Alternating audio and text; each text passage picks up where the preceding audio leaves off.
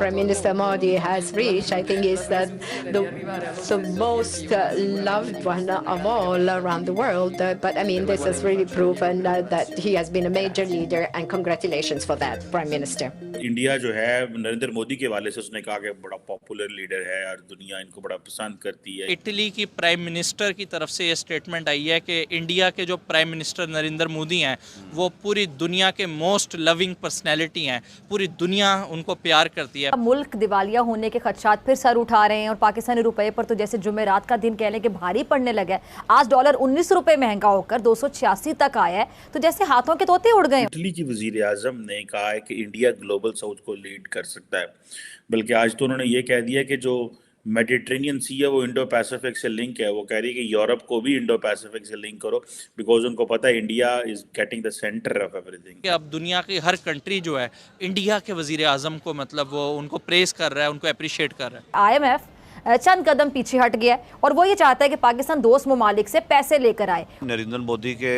आने के बाद, इक़्तिदार में आने के बाद, उनके जो फॉरेन रिजर्व्स हैं वो चले गए हैं 600 अरब डॉलर पे। लोग फिर कहाँ पे हैं? और हमारी मुश्किल ये है कि चीन, सऊदी अरब, मुत्तहिदा अरब अमारात जो पहले आंखें बंद करके चेक काट दिया करते थे, अब कतराने लगे हैं। और IMF की जो रुकी हुई किस्त है उसने तो जैसे कह लें कि सबकी सांसें रोक दी हैं। बात हम करते हैं इंडिया से मुकाबले की, लड़ाई की, जंग की, हम तो 1 घंटा जंग नहीं कर सकते। जय हिंद दोस्तों, very warm welcome to Hindustan special channel. प्रधानमंत्री नरेंद्र मोदी और इटली की प्रधानमंत्री जॉर्जिया मेलोनी की मुलाकात के दौरान हुए संवाद का एक वीडियो सोशल मीडिया पर खूब वायरल हो रहा है। प्राइम मिनिस्टर मोदी और इटली की प्रधानमंत्री जॉर्जिया मेलोनी की मुलाकात के दौरान दोनों देशों के PM के बीच द्विपक्षीय वार्ता भी हुई। इटली की प्राइम मिनिस्टर जॉर्जिया मेलोनी ने कहा कि प्राइम मिनिस्टर मोदी दुनिया भर के नेताओं में सबसे प्रिय हैं। ये वास्तव में सिद्ध है कि वह एक प्रमुख नेता हैं और इसके लिए मैं उन्हें बधाई देती हूं। मेलोनी की इस बात को सुनकर प्राइम मिनिस्टर मोदी मुस्कुराने लगे।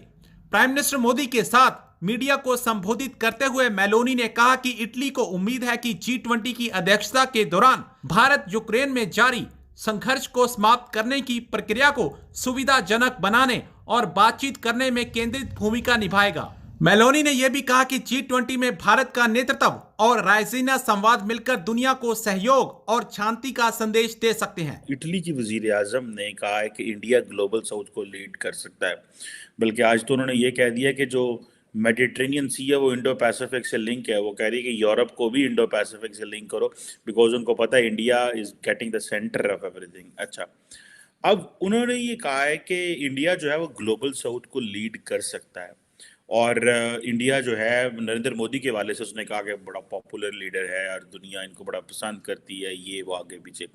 आपको लगता है कि पाकिस्तान जिसने हिस्टोरिकली 75 साल इंडिया को इस तरह देखा है, पाकिस्तान एक्सेप्ट कर पाएगा?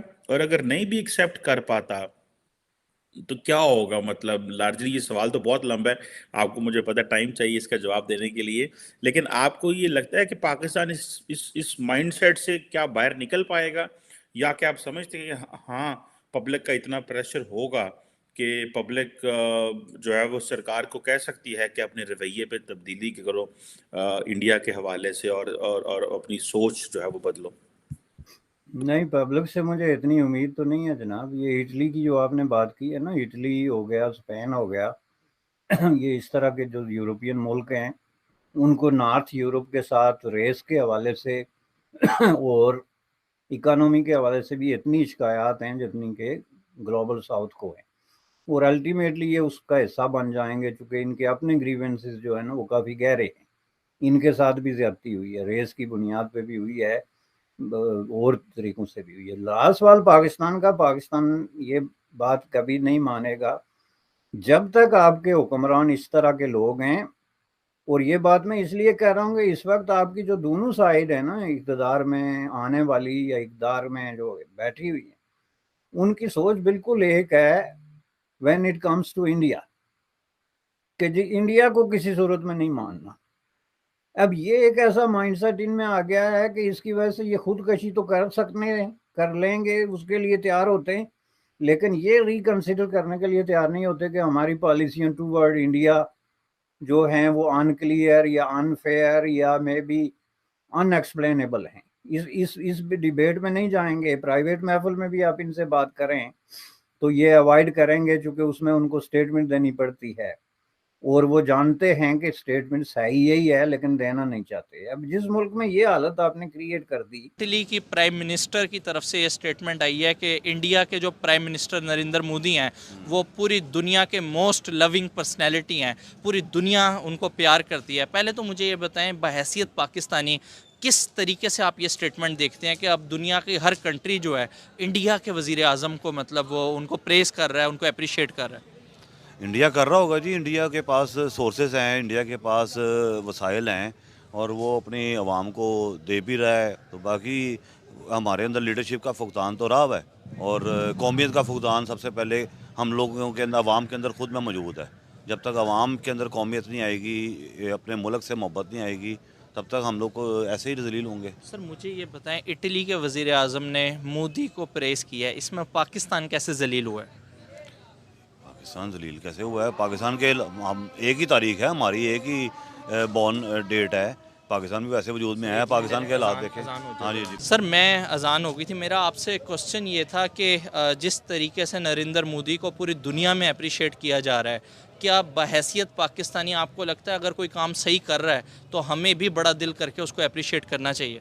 जी बिल्कुल करना चाहिए जी। नरेंद्र मोदी के आने के बाद, इक़्तिदार में आने के बाद, उनके जो फॉरेन रिजर्व्स हैं वो चले गए हैं 600 अरब डॉलर पे।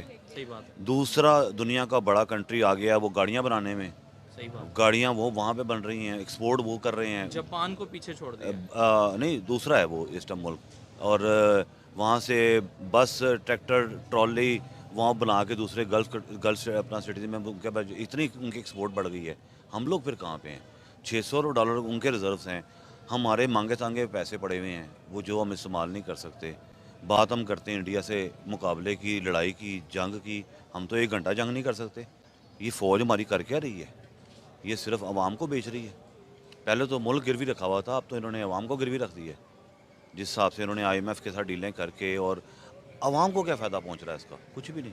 सर आपको बड़ी हैरानी अभी होगी क्योंकि आज- मेरा काम है लोगों से इंटरेक्ट करने का। आज 19 रुपये डॉलर जो सा ना जंप किया है। अब जो कॉमन मैन है उसको तो पता ही नहीं है कि ये डॉलर, उसको कहता मुझे क्या फ़र्क है।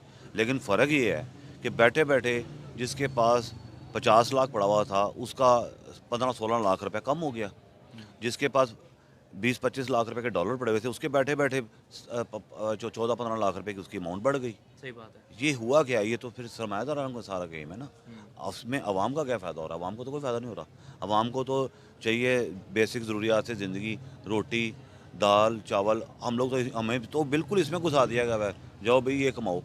अब वो घी का जिस तरह रेट बढ़ा है, ये भी चाय की पत्ती का रेट जो मैं हैरान हो गया हूँ कि ये 15-20 दिन के अंदर उसमें 400-450 रुपये kg का इजाफा हुआ है।